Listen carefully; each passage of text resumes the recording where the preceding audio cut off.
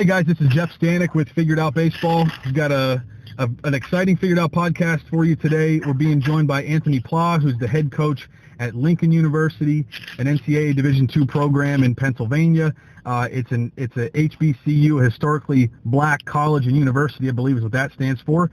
I'll give you a quick background on Coach Pla before we jump into questions with him. He played at the University of Bridgeport, an NCAA Division II program in Bridgeport, Connecticut. He spent 18 seasons since then as a college coach, 6 seasons coaching at Bridgeport, and he just finished his 12th season at Lincoln University.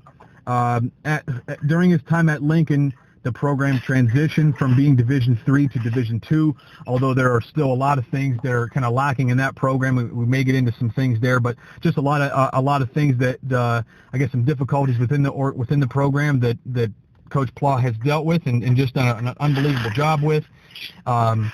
He also, in addition to what he does on campus, he works with community baseball programs in the Oxford, Pennsylvania area. Coach Pla, I really appreciate you taking the time to be on the podcast with us today, and I'm excited to get into this one with you. Thanks, Jeff, for having me. Really appreciate the time, man. So I guess first question, I like to typically start with something that jumps out from the bio, but I'm going to start with you with something that you mentioned before we started recording here, that you just finished your 12th season. This past season was the first year that you had any help. You had an assistant coach, which is an unbelievable. I've never been on a staff that had less than 3 coaches. For one guy to try to do it all himself, it's amazing. It's amazing that you're still on your feet and you haven't passed out at some point and fallen over dead at some point on the job from all 3. Everything you've got to do, you're doing the job of 3 or 4 people when you're doing everything by yourself as a Division II coach. Trying to do everything yourself. It's unbelievable. What has that meant for you since you have an assistant now? You've got some help and hopefully that'll be a big turning point for the program. Yeah, I think it's definitely going to be. And actually, I think, in my opinion, it already has been a big turning point. But, coming from Bridgeport where I played there and coached there, and as a coach there were 6 of us. So coming to Lincoln, I'm thinking that I was going to have an opportunity to get some assistant coaches and get some volunteer guys, maybe some GAs. And when I first got the job, the transition from D3 to D2 was a little bit difficult, but I was the only guy there for a few years, and I'm thinking, okay, now we can start getting some assistant coaches. Now, I've had a couple volunteers here and there that were able to give me some time, but the overall, having them, for, I guess, a full-time position would be impossible. They have real jobs, and they got to take care of their families. So I've had a couple volunteers here and there over some time, over some weekends, over some months. I had one guy in particular for in and out for a couple of years, but it's been tough, and I'll be honest, it's teaching me a lot of resilience, a lot of strength from within, and I hopefully have passed that along to my athletes over the course of the last 12 years. But this January when we hired Coach Connor as an assistant coach, even though it was part-time, was tremendous. And he's over 40 years old. He's in the high school realm for a long time. He played college ball down at Coker College. And, he brings a lot of wealth and knowledge, wealth of knowledge to the game and to our program. And, the reality is, like you said, I mean, it's been a long, and I think my bumps and bruises, I've been knocked out by a baseball during BP. I've been in the emergency room to check on my arm to see if it was broken down at Virginia State prior to a game starting, where I had my athletic trainer run the seats for a full game. So I got back from the hospital. I went to the hospital 2 years ago because while we were pulling the tarp off the field, the tarp blew me into a fence, and I hit my head pretty good. I was out for an entire weekend, so I had one of my former players drive up from New York to coach the team for a weekend. It's been a crazy ride, man. But overall, I've learned a lot about the recruiting process and how to kind of comb through some of the people a lot quicker because I can't get through as many as a staff of 3 or 4 guys. And being able to do camps, clinics, and showcases on campus has helped quite a bit in getting my players to help me. So it's been a long 12 years for sure. And the last 4 or 5 months with Coach Connor has been a blessing. He's been tremendous. We've been able to recruit a whole lot more across the country at all different ages, as far as guys that are coming in for 2020 and then 21s and 22s and even some 23s that we started talking to. But it's been a blessing, and I'll be honest, it was a very hard transition for myself because for the last 12 years I haven't had an assistant coach that's in the office every day helping me out, so I didn't really know what to give him.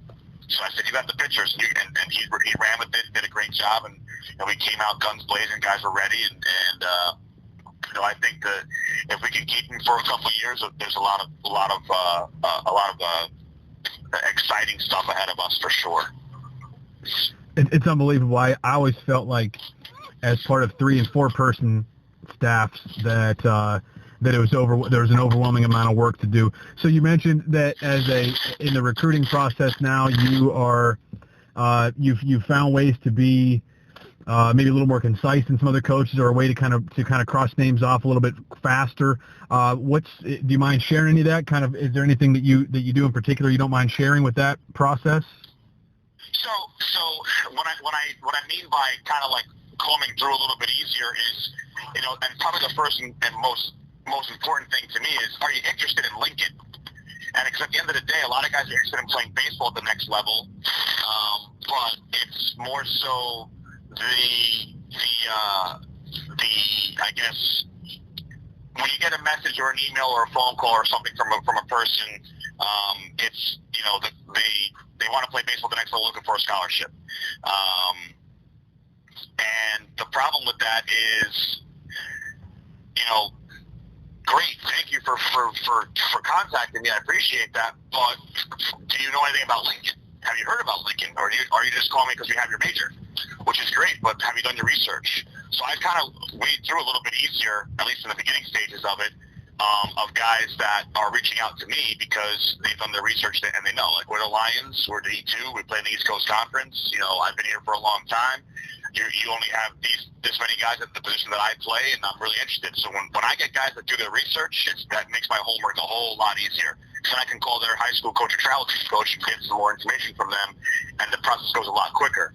Whereas if I have to find out if this kid even knows where Lincoln University is located on a map, that's a little bit harder for me to kind of talk to that kid, even though I might be interested in him because he's a good ball player. Now, I'll recruit everyone. I'll recruit everyone that I think is a good ball player that can come in and help our program out immediately. Like, I'm not going to go out and recruit guys that are going to be guys that I want to redshirt or maybe develop for 2 years. No, I want guys that are going to come in and help us out right away. So, in essence, and I don't want this to come off the wrong way, but in essence, I'm looking for a guy that's going to be better than our last guy, so that our last guy is going to now compete and get better. So our bottom guy is always going to get better every year.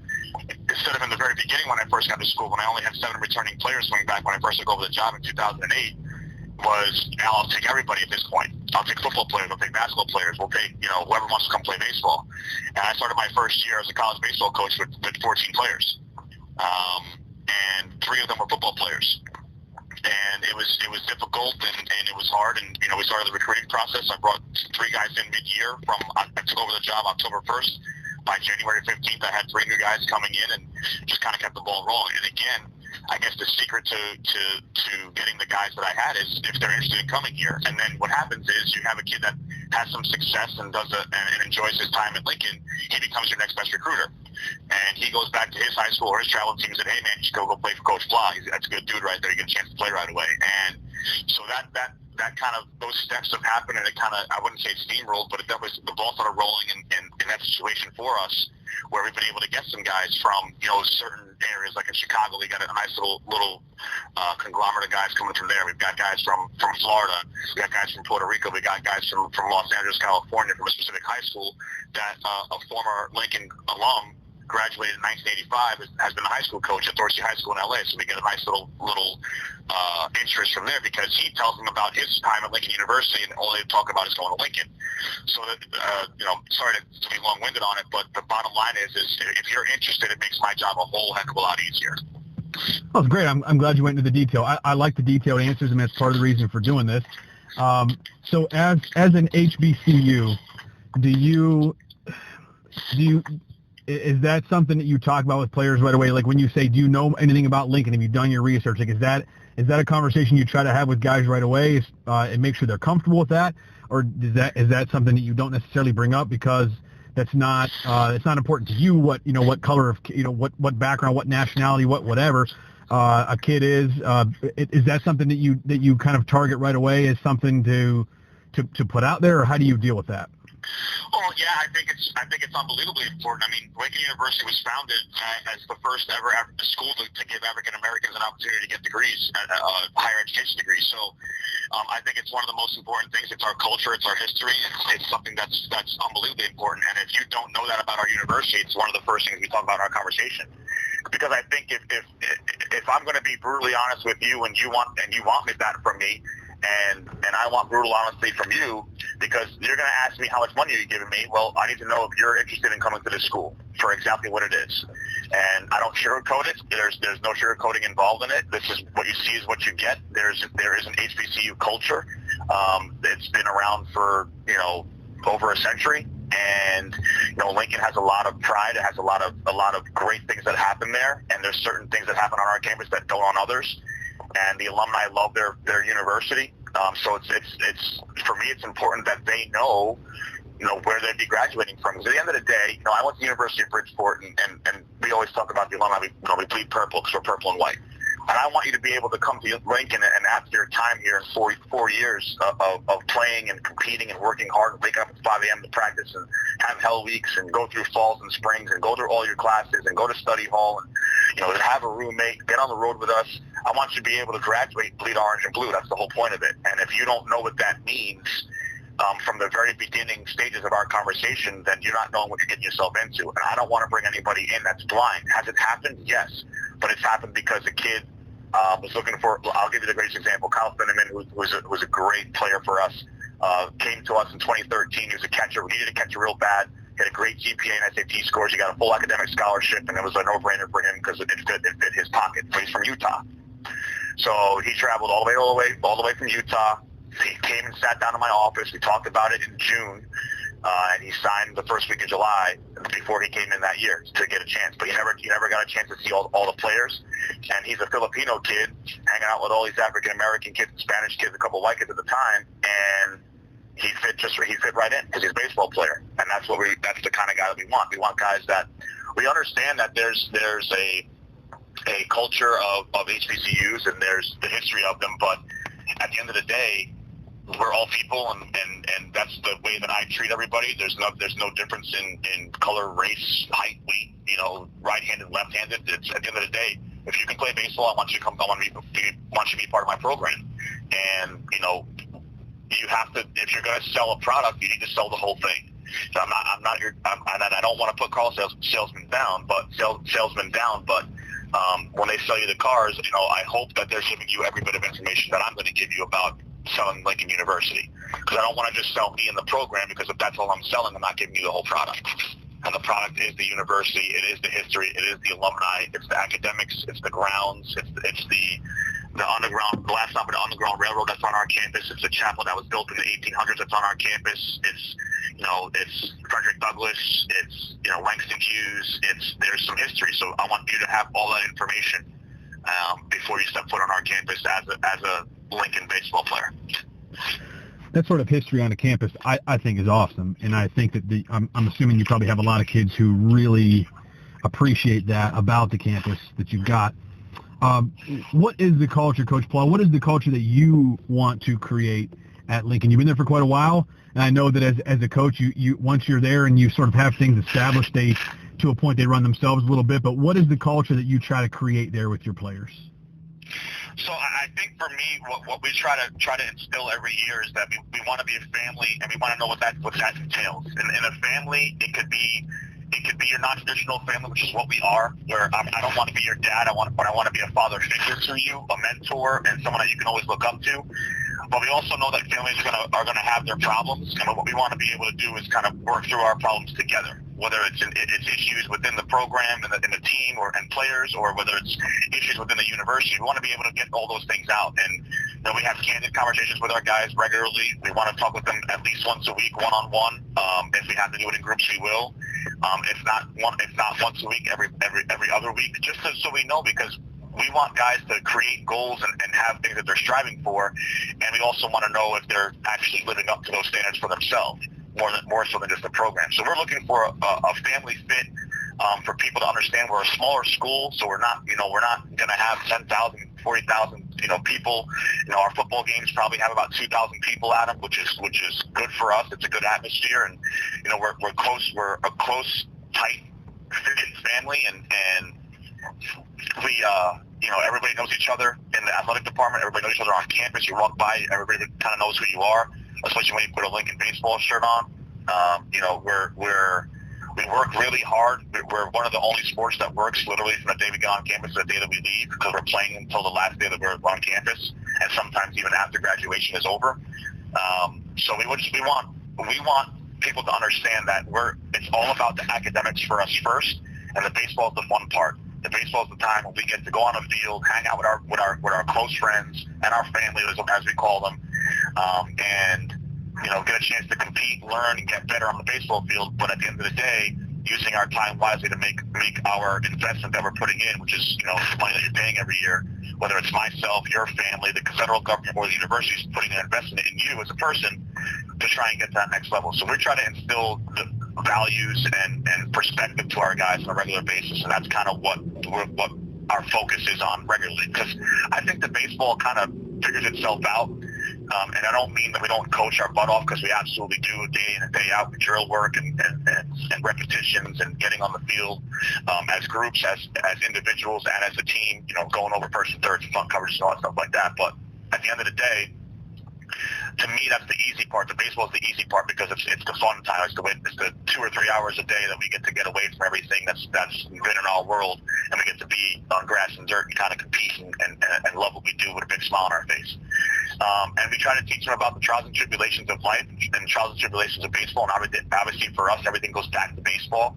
The old adage of if the world throws you a curveball, just hit it the other way. We kind of talk about stuff like that. Like, if you make a mistake, that's baseball. Just learn from the mistake and try not to make it again.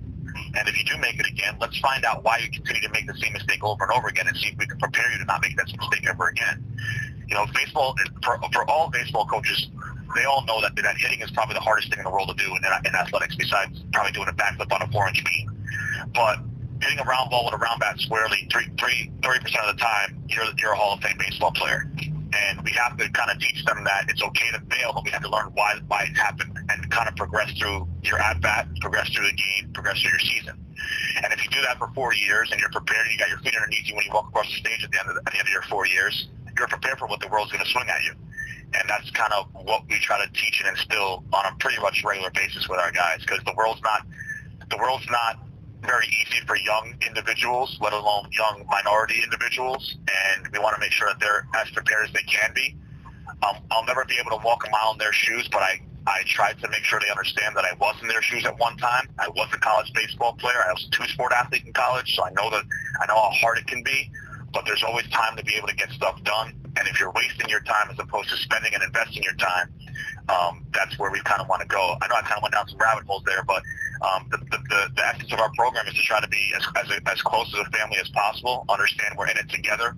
And if we lose as a team. If we win as a team.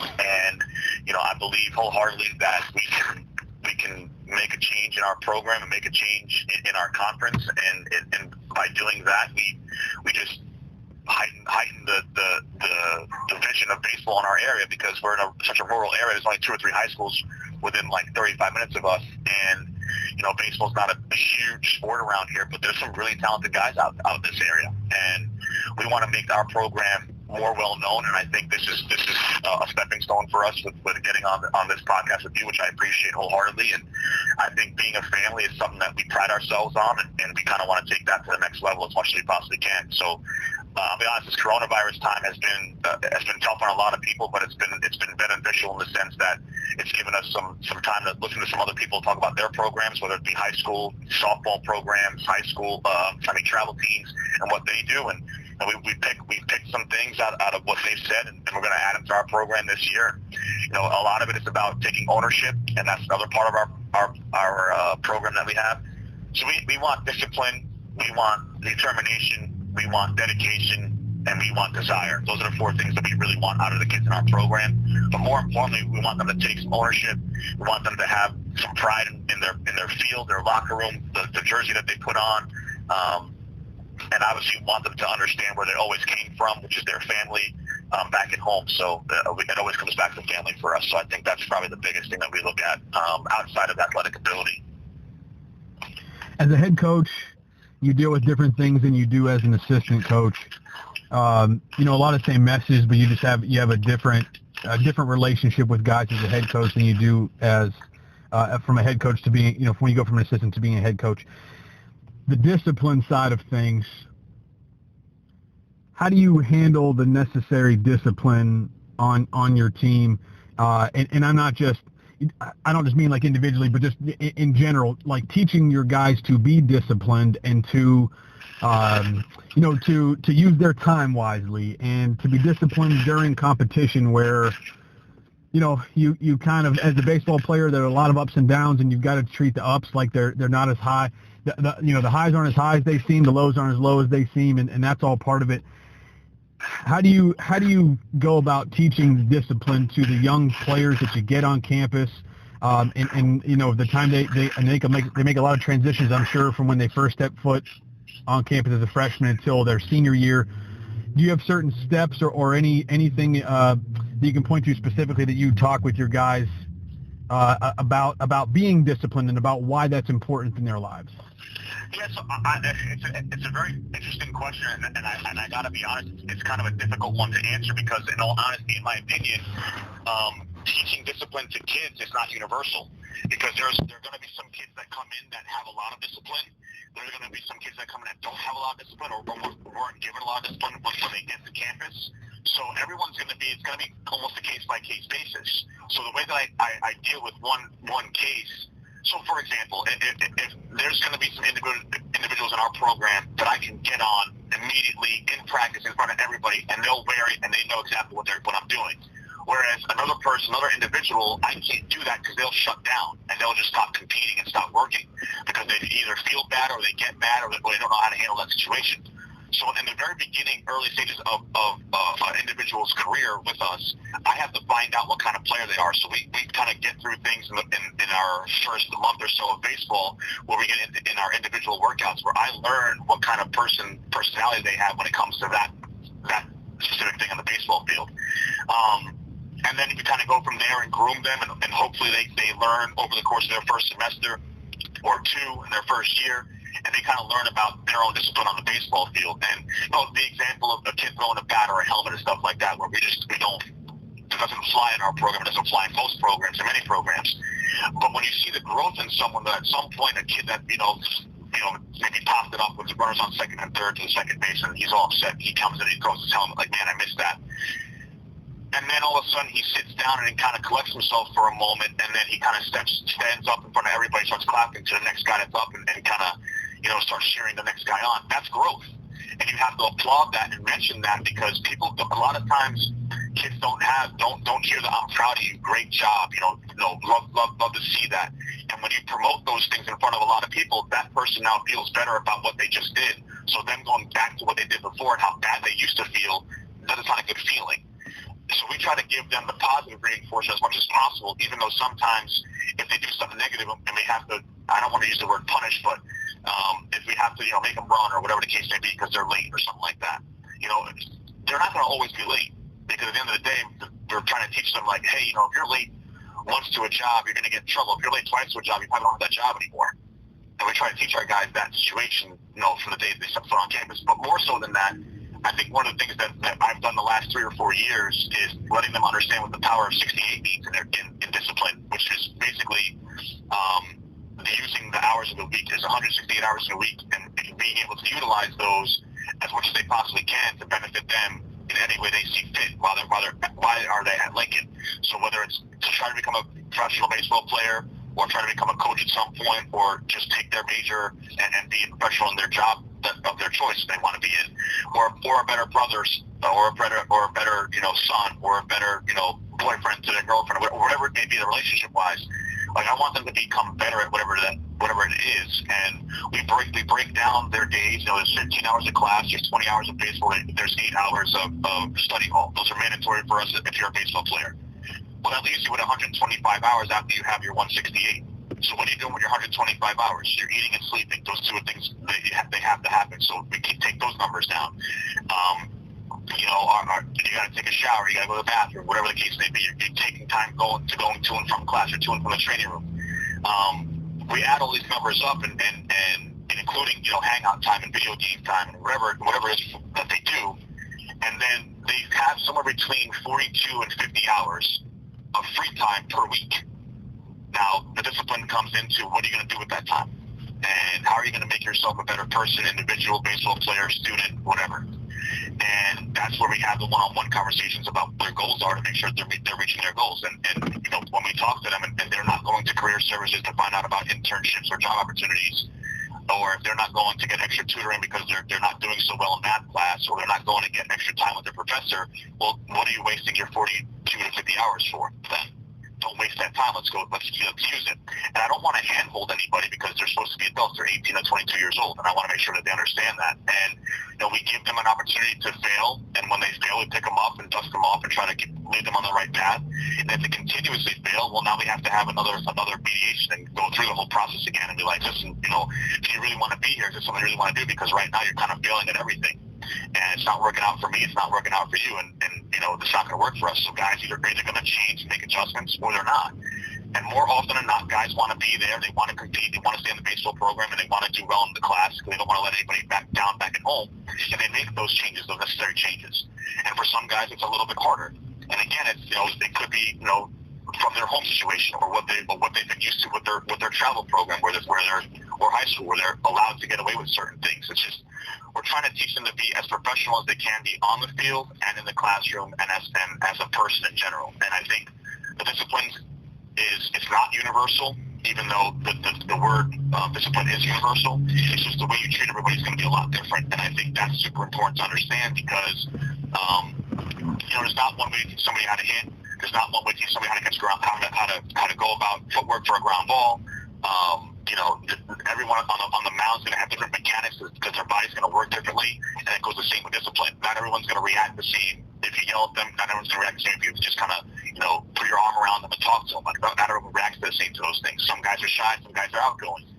So you got to kind of, go through the process, and believe me, I'm extremely thankful for the fact that I have a master's in counseling because that background does help, but and all coaches in general, the better coaches know that their players are going to react and act differently to certain things. And we try to teach as a universal that we want to play the game at one level, never get too high, never get too low, whether you're down or whether you're up. If you hit a game-winning home run or a good game-winning base hit, great, go crazy. But understand that, less than 24 hours later, we got another game to play. So if you want to ride that high into the next game, make sure you're staying there. But understand that it's a little bit easier as a baseball player to stay even keel because the game is so stop and go. You're going from 0 to 100 on every single pitch. And if you're engaged on every pitch as you're supposed to be, with pre-pitch actions. So it's again, rabbit hole you can go down, but I just feel like for us, it's more about understanding the individual and disciplining. We have our standards in our program, and the team has created their own standards, which I think is a great way to do things so they can hold each other accountable. But again, it goes back to what I said earlier about ownership, about yourself, about your program, and if we want to make the jump to the next level, which is competing for a conference championship and going to a regional, well, we got to set these standards and keep these standards as a whole program. And discipline is probably the biggest key to the majority of that because you got to be on time, you got to wear your uniform the right way, the field's got to look a certain way, you got to play a certain way, and you have to act and react in certain ways when the time calls. And that doesn't go for baseball; it goes for life. So we try to make it life lessons more so than the baseball side. So on that side of things, just a couple things you mentioned at the end there about the field and wearing a uniform a certain way, things like that. You had also mentioned earlier just about how the importance of taking ownership, how that's kind of one of the staples of your program.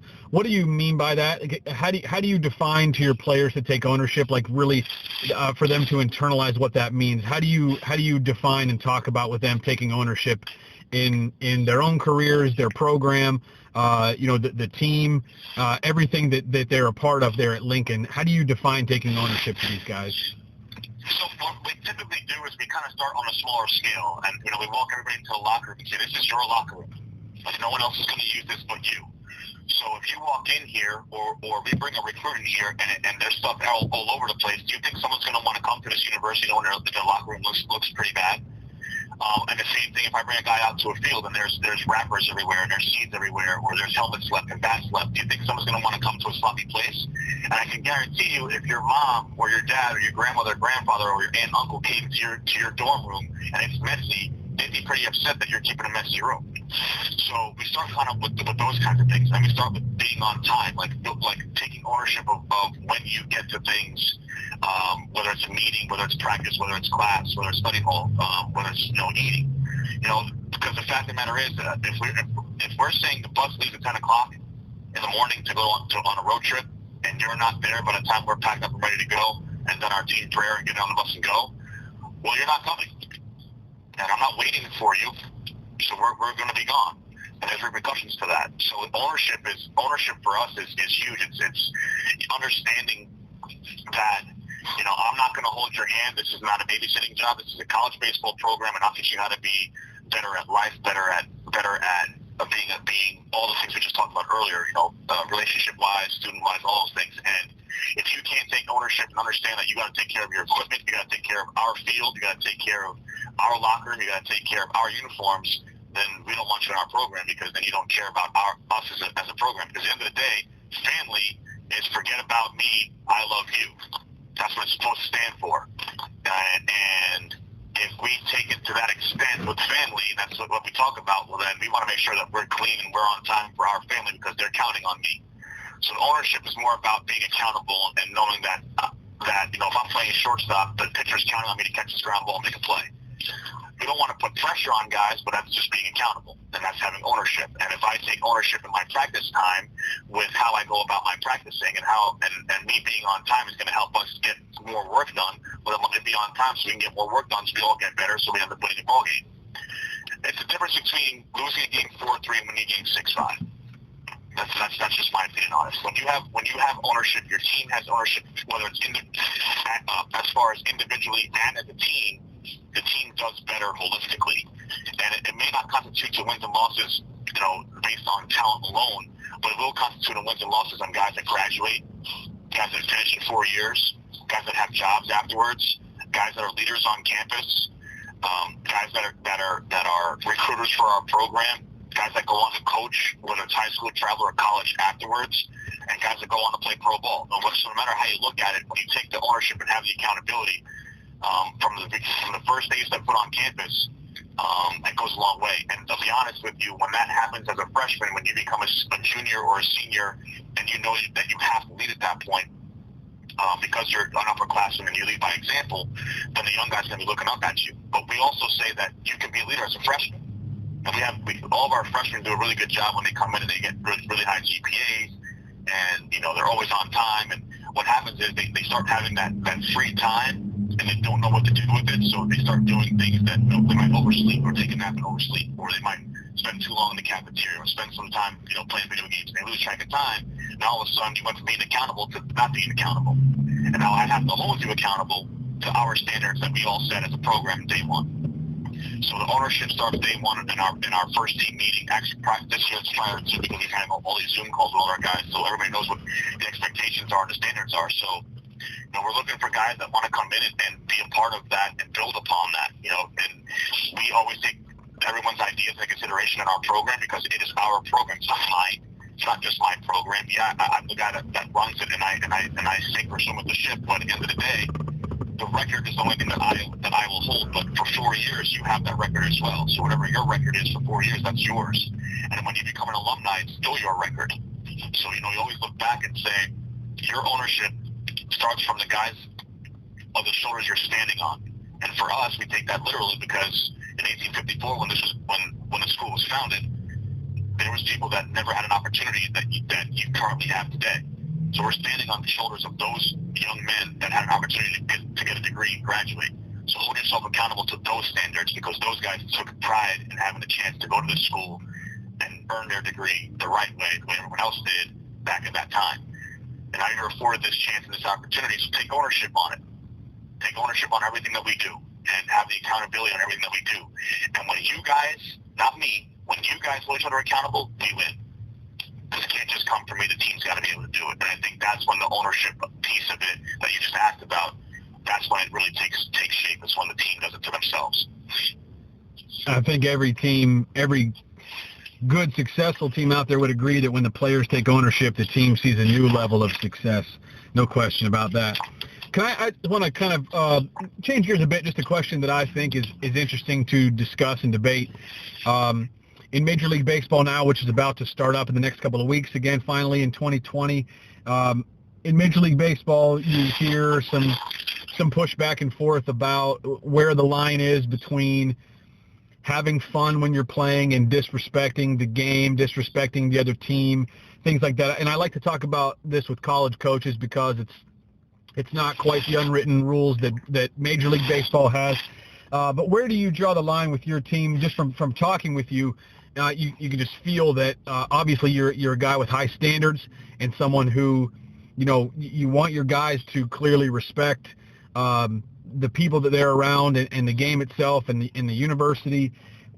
Is there a place where you draw the line on the field between having fun and maybe what constitutes disrespecting the other team? And I'm talking mainly about, maybe a pitcher strikes somebody out in a big situation, or a hitter gets a big hit, a big home run or whatever it may be.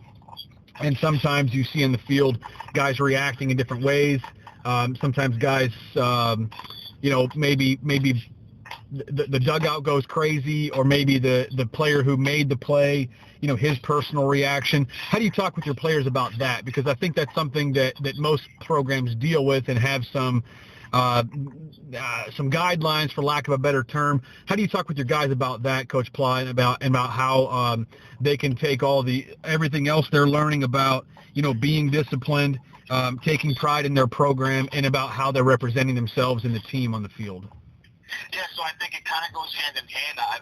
It's interesting because as you're asking that question, I know about 6 or 7 different plays over the course of my 12 years here at Lincoln have popped in my head, and about how we have reacted to those things, and we've done a really good job of trying to, I guess, keep composure in certain situations, because and there's been times where we've been down in a lot of games, and we try to still compete and still work hard, and when somebody does something well.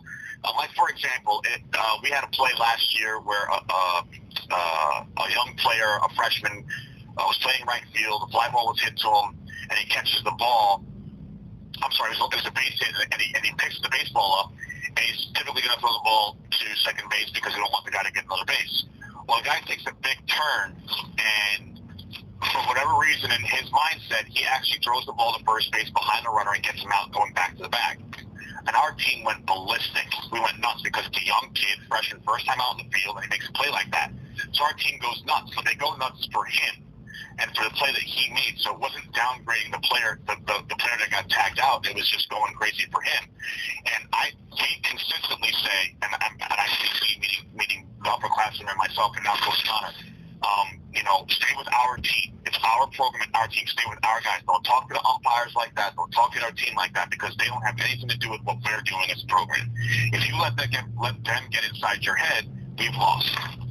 If you let the umpires take you out of your game, we've lost. If you let the umpire, now let's just say the umpire strike zone's terrible. I tell my guys 3 things every year: grass is green, dirt's brown, umpires are bad, get over it. And I umpire myself now, and I know that we're going to make mistakes, right? But at the end of the day, there's not one person on this earth that's perfect, and if they were, please show them to me, because I'd love to follow what they do. And no one's perfect, so everyone's going to make mistakes. But if you enhance that mistake from the other team's perspective, by downgrading them for striking out in a big spot or for making a bad base run mistake, well, guess what? What happens when you do that? You're going to get mad if the other team does the same thing to you, right? So don't do that. And you're not going to react to that. We're not going to be that kind of player. And I feel like, when you ask that, I thought of a bunch of things. College World Series last year, the guy struck out from Louisville, struck somebody out, and he kind of like crazy looked in the dugout, said some things. That's heat of the moment type stuff, and it's hard to not maybe react that way when it's a big spot. College World Series, I just did something that was great, and I'm letting everybody know that I did it. But there's a time and a place for certain things, and I don't think that situation, and I could be alone in this opinion, but you don't need to be doing that stuff. Stay with your team. Like, man, I got your guys back. I did a great thing. Let's go celebrate together in our dugout, or something that we did together. It's not about, again, we don't want to downgrade anybody.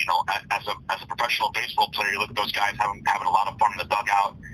in between innings. They talk to each other and they're laughing, especially prior to games.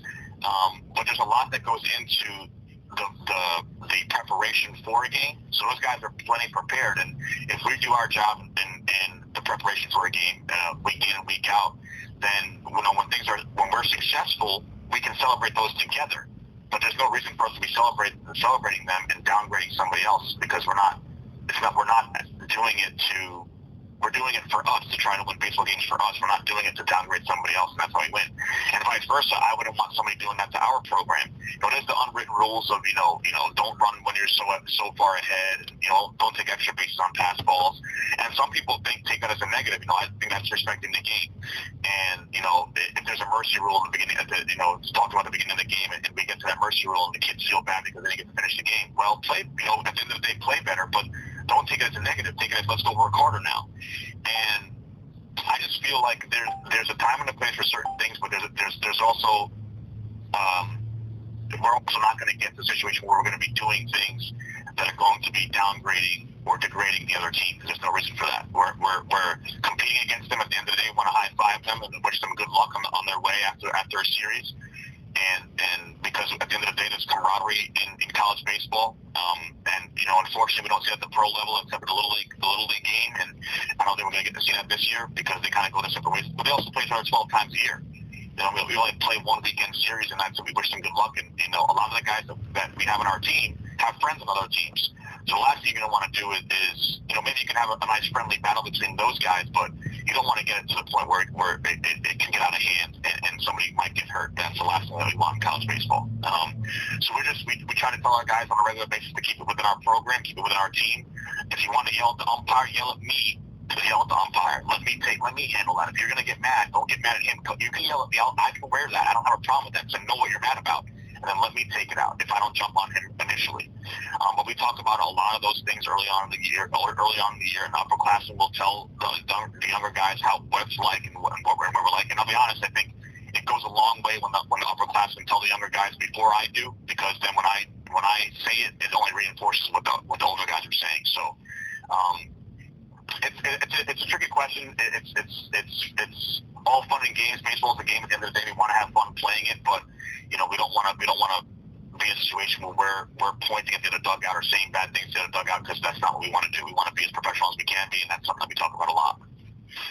I agree with you, and we don't have to agree on everything. And I didn't know what you were going to say coming into that, but that's kind of how most of the teams that I've been a part of, and obviously as a younger assistant coach, you're at the mercy of what your head coach wants to do and how he wants to handle things. But that's how most of the head coaches that I've coached under have been at the college level, is sort of the same thing. Keep it in our dugout, and there's no much of a need to talk to the other team. And I think that's where the issues with the major leagues kind of come about, is when I don't think anybody has a problem with the guy hitting a big home run and high-fiving his third base coach and looking in his own dugout. But it's when the other things happen, I think, that the guys feel like a guy crosses the line. For example, when a guy hits a home run, not even necessarily a big situation home run, but hits a long home run and stands in the batter's box and watches it go. That doesn't happen a lot in college baseball, because you don't often hit those 450-foot no-doubt homers, that you're 100% sure are gone off the bat. And but I want to ask your opinion on this, and if you want to decline, you can decline. What are your thoughts on bat flips, since we're on this line? Just a curious question. Personal opinion, I just get around the bases, but that's just me. I mean, I wasn't a guy who hit a lot of home runs myself, so I don't even know what it feels like being a home run in a big game like that. So, personal opinion, I like guys that get around the bases, just because to me that's the way I was taught and the way the game is played. But if it's a big spot and you kind of backflip like hey man, look what I just did, and then you get going. It's the guys, I think, that stand in the batter's box and idolize what they just did. I guess that bothers me a little bit. But I'm also going to be the guy that, if I was the pitcher, I wouldn't go try to hit the next guy, because whatever, good, you got me. But I'm going to strike you out next time. I don't know. I guess I can look at it from both sides. I don't really take sides on that. I prefer them to go around the bases. And I was taught at a young age, act like you've done it before. Act like you've been in that situation before. But again, if it's a walk-off, and you absolutely got it. I mean, so we had a 4 or 5 years ago, we had a walk-off hit. bases were loaded, 2 outs, our four-hitter was up, he had a base up the middle, and he flipped the bat, it's rolled all the way around. And nobody really said anything about it, and I kind of addressed it at the end of the doubleheader. That was at the end of the first game. At the end of the doubleheader, I was like, I know you were excited about it, but, drop it and go, because at the end of the day, you got to touch first base. And, and then you got to remember that if you're playing the next game, you got to put the bat in your hand again. And what if you get hit? Like, I just don't want guys to get hurt. I don't like watching guys get hurt. Maybe I'm taking the soft side on this because I genuinely don't like seeing guys bad foot. But I also don't like seeing guys get taken out second base. I don't like guys powering the catcher. But I also understand it's part of the game. Like, if I was a catcher, and if I had the ball and somebody came barreling into me, that's part of the game. I better hold on to the baseball, so I don't know. I had acquaintances, I guess, for me, but I'd probably err on the side of I don't want to see it happen. But if you got me, you got me. That was a fun question to ask. Just don't celebrate it, right? Just don't celebrate over me. Don't downgrade me because I probably struck out 7 other guys before you. Don't downgrade me because maybe you won the game 1-0 and I've been dominant the whole game and I just let one go and you got me. Just don't go. I mean, that's just me, I guess. I don't know. And that's where I fall. I think is respecting the game and respecting your opponents is important because for every time that you hit a home run, you're probably going to strike out a couple times against that same guy, and that's just kind of how the game goes. And I believe in just respecting both ways. And I guess if I'm the one on the mound, well, if I'm hitting and I hit that monster home run and I stand there and watch it, and then the next time up I get that same pitcher strikes me out and he stares me down, like I'm not going to appreciate him staring at me because he just struck me out. So, but I shouldn't have watched the home run that long. That's just kind of my take on it. But it's just a question I thought we would get into since we were kind of talking about in dugout type stuff. I think it's a question that it kind of gets argued on a regular basis because guys think it's okay, some guys don't. It's a question that people will talk about probably as long as they do it, and again, it's part of the game now, and it's guys are enjoying themselves. They enjoyed their hit, and I get that. But personally, for me, I don't think I'd ever do it just because, again, I have yet to hit a home run over a fence in my life, but I have 75 triples in my career, so I don't celebrate every triple because I've done it before. If I get my first home run, I might retire right there as a baseball player, in all honesty. But it's part of the game, just like I said, just like an outfield assist, running into the catcher, taking somebody out at second base. Obviously we're looking out for them. We don't want to hurt them, but we're also trying to look out for our team and scoring runs and getting the extra bases and things like that. So, it's a fun topic to talk about for sure. A couple last things before we wrap it up here. I'm interested. This might be a tough question for you just to answer for a couple reasons, but you've been at Lincoln. You just finished your 12th season.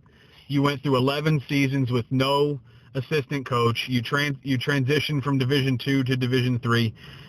You certainly, you guys are not, you're not fully funded from what I gather from a Division II standpoint, which you guys are allowed to have 9 scholarships at Division II, correct? That's the most that you can have at Division II? Yeah, but we transitioned from D3 to D2, not the other way around. Oh, sorry. From Division, that's what I meant to say, from Division III to Division II. There's been a lot of things that have happened through your time at Lincoln. I'm curious to know why you have held on at Lincoln. Why have you decided to see it through and continue to be the one that drives this program forward and be the one that wants to see this program go to the next level? Because a lot of guys would have just experienced the frustrations that you've experienced, and 2 or 3 years into it say, this is too much. I've got to get out of this. Either get a different job, get an assistant job somewhere, go get a high school job. But you have continued to push forward.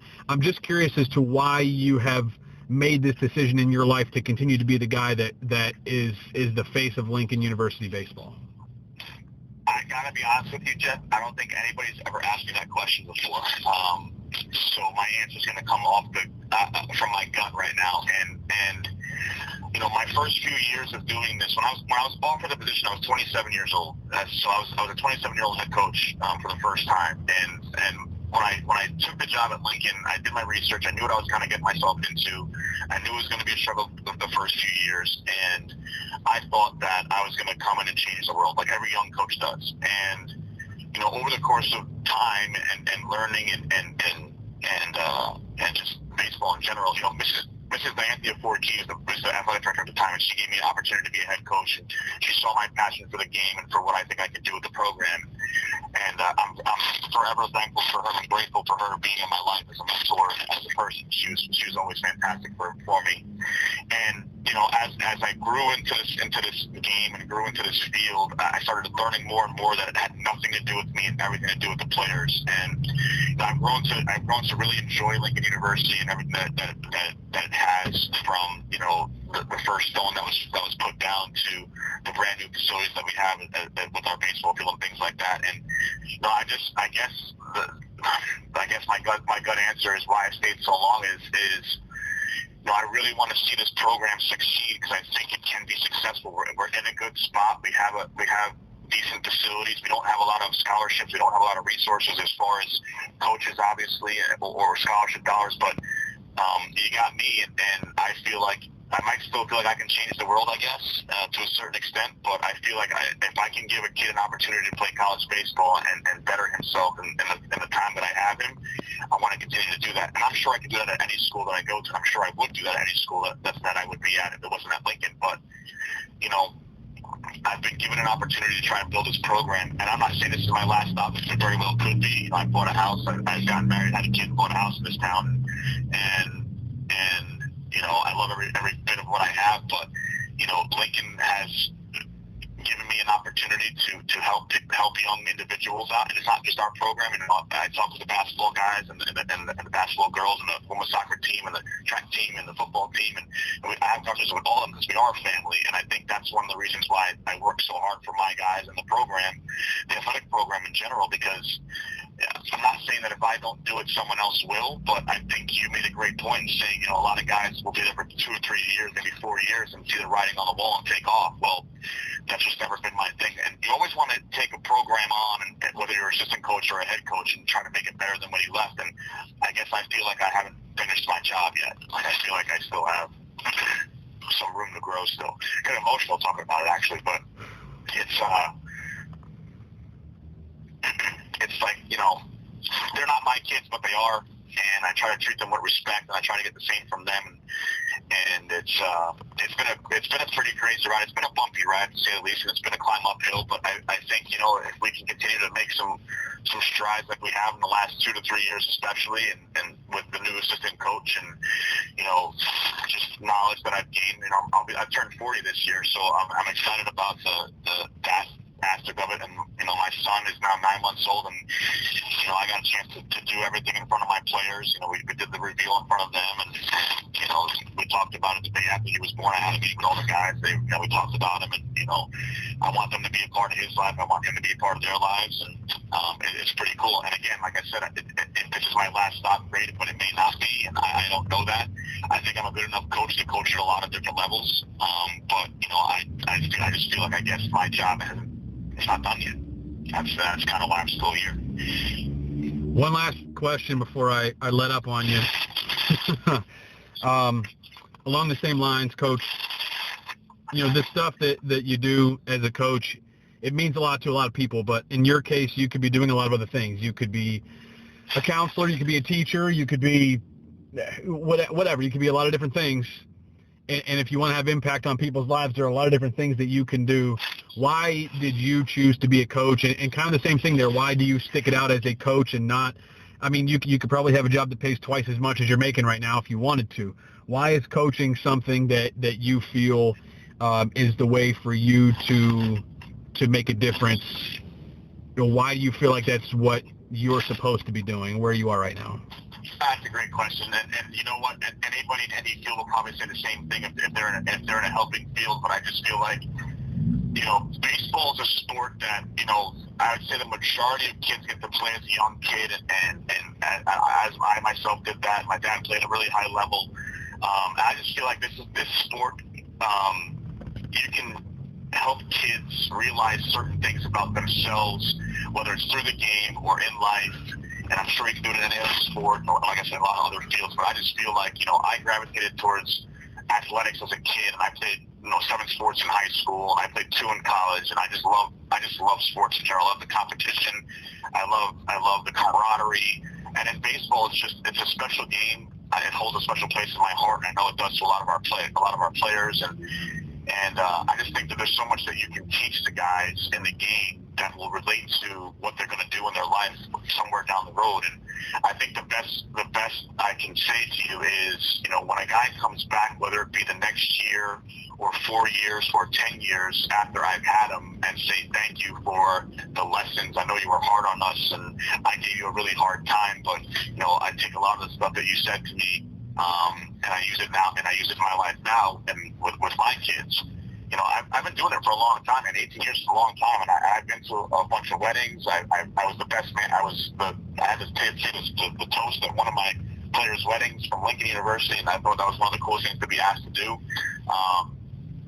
Just like those things, those are the things that make it worth it. And again, to me, listen, I hate to lose more than I love to win, and we have lost a lot at Lincoln University simply because we don't have the resources that everybody else has. But at the end of the day, we're winning in a lot of different categories, and that to me gives me the most pride in what we do in our program. And seeing my guys be successful outside of when they walk across the stage is super important. We have 2 state troopers. We got a guy that went into the Navy. We got a guy that's a Marine. We got guys that are teachers. We got guys that are politicians. We got guys that are FBI agents. We got guys that have to open their own business. We have a guy that just passed his nursing exam, and he's going to be a nurse now. There's just so many cool stories that I could probably be on this thing for 5-6 more hours talking about each one of my guys. We've had 107 guys graduate in the 12 years that I've been at Lincoln, and all of them have a story behind them. And we've had some guys that came in our program and left, and still come back for our alumni day because of the time that they spent. Even if it was 2 or 3 years that they spent at Lincoln, and they still enjoy the conversations with me and their old teammates. And that's, to me, the camaraderie is just second to none. And again, I've said it before, you can do this with kind of any sport, and being a counselor or a teacher, and a lot of people have the same stories, but I just feel like I love the competition side of it, and I love being able to teach a kid. When you see a kid get something that you're teaching them, and the light bulb goes off, there's no better feeling than that. And except for when you see them walk across the stage with a piece of paper in their hand, and a piece of paper that they worked really hard for, that means a lot to them, and it means a lot to me, and it means a lot to their family. So it's tremendous.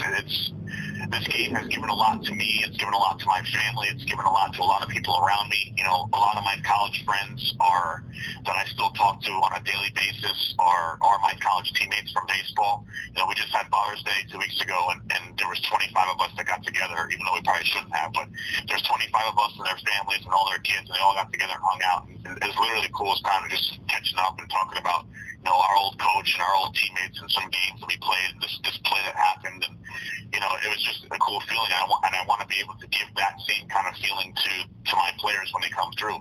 And it's cool to watch a kid figure it out at the plate, or figure it out in the mound, or figure it out defensively, or find out something cool about his base running, or one day he wears his pants up, one way he wears his pants down, and just some of the cool things that happen in baseball. And when you look at the end result, which is how they are as a person and as a man, that's what the gratitude that I get, and that's the good feeling that keeps me doing this at Lincoln. And it's just the pride that I have. We take pride in what we do, and so if somebody offers me an opportunity that helps better me and my family, and I've left Lincoln in a place where I think they're going to continue to succeed, then maybe I take it. Maybe I don't. I don't know, because it hasn't been afforded to me yet. But it's been an honor, and I'm thankful again to Mrs. Forkey for giving me the opportunity, and Rob Knox for giving me the opportunity, and I'm taking it. I ran with it. We've struggled. We've hit bumps. We've had some success in certain things, and I'd like to see us continue to get better and grow and learn and compete and become really good young men in society. That's really what we're trying to teach. It's been great. That's awesome, and it's your perspective. Any coach I talk to that has the perspective that you do, I admire it a lot. I admire your fortitude to stay where you are and see it through, and not give up on a program that you feel good about, that you feel like you're really a part of. This has really been awesome. Let me add this, Jeff. I'm sorry to cut you off, but let me add this real quick. Some of the guys that we do get in our program, have been in some unfortunate situations in their lives too, where they've been let down quite a bit, whether it's through family or teachers or even baseball coaches in the past.